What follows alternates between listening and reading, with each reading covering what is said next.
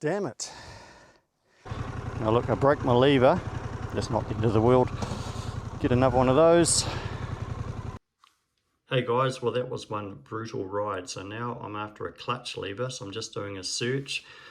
I am on my local dealership website and they sell the clutch lever for $222.50 New Zealand. That's for the whole setup though. I only actually need the lever, so I don't need the rest of this here. So I think that's a bit over the top, $222.50 just for one lever. So I'm going to jump on Amazon and have a search and see what I can find. Now I've come across these levers here on Amazon. They don't look too bad. I'm going to go for the black ones, $92.86 New Zealand. Free delivery. Pretty sure that's all I need. Brake and clutch lever, 6 positions adjustable.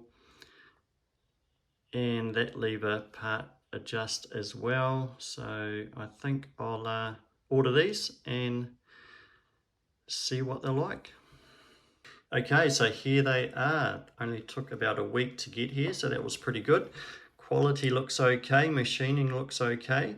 So now for the big test, will they actually fit? So let's head out into the garage and install them.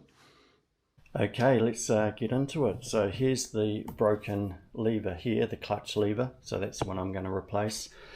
But obviously I've got a pair, so I'll do the brake lever as well, even though the existing brake lever is okay. So I'm going to take off the guard, take off all of this, give myself a bit of room to work. And I'll do the clutch lever first. So I'll need to give the cable a bit of slack. So the cable runs down from the handlebars up under the tank, and this is the main adjuster here. So I'll loosen this right off, give myself enough slack in the cable, and then I'll be able to remove the lever.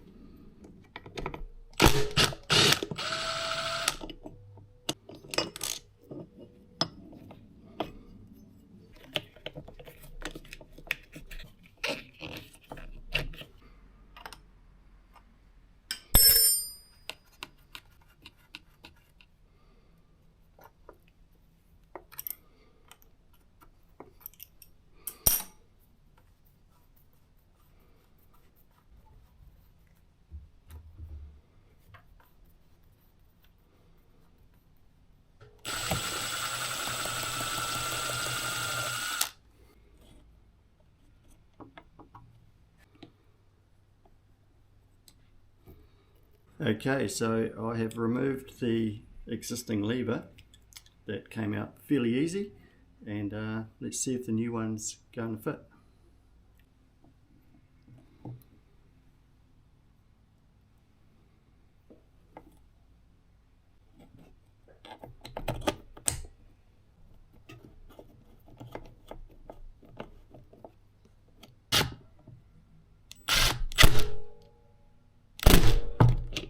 I'm always worried with these aftermarket parts that the holes don't quite line up with the bolts and things, but no, it all went quite smoothly. Now this is the adjustment here if you want to extend the lever to make it longer or shorter.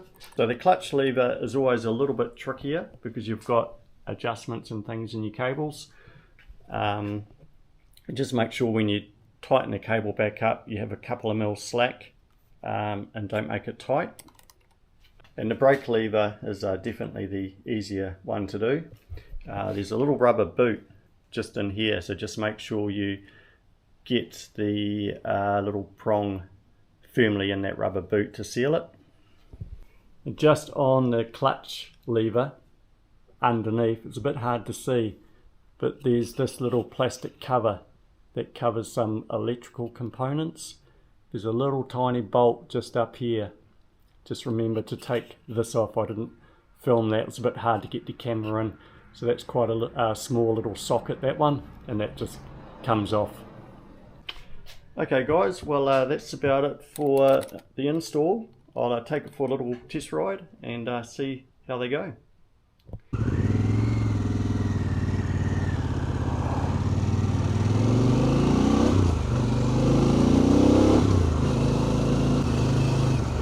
Okay guys, the good and the bad with these levers. So we'll start with the good. So the price would probably be the best thing about these levers compared with the stock levers. That's why I ended up buying them. The install was okay. The adjustability is all good with them. They're a good, comfortable lever. I quite like how the lever can bend up on both of the brake and the clutch. I think the reason behind that is if you do drop the bike, in theory the lever would bend up and you wouldn't break the end of it. Now there is one major design fault with these, with the clutch lever. This is my second ride out on it. So I'll pull over and I'll just go over what the major cock-up is with the design build with the clutch lever.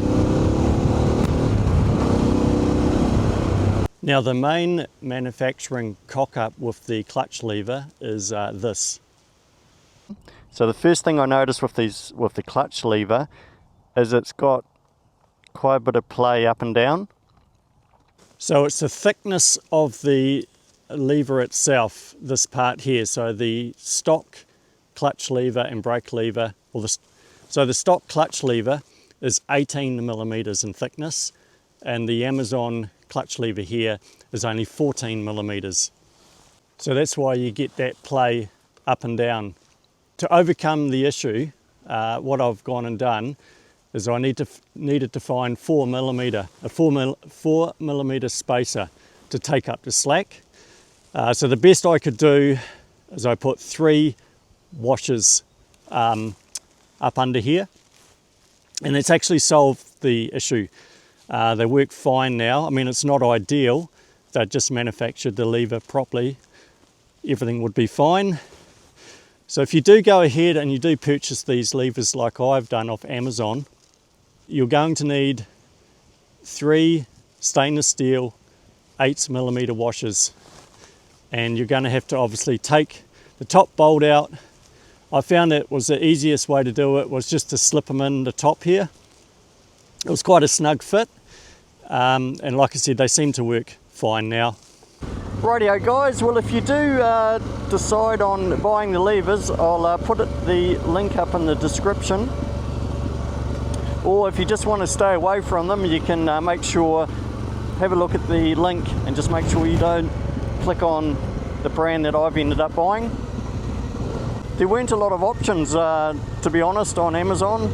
I got them through Amazon Australia. They're the only ones actually I could find, the aftermarket ones that fitted the Pan America. And the other thing that surprised me, there weren't any reviews on the levers.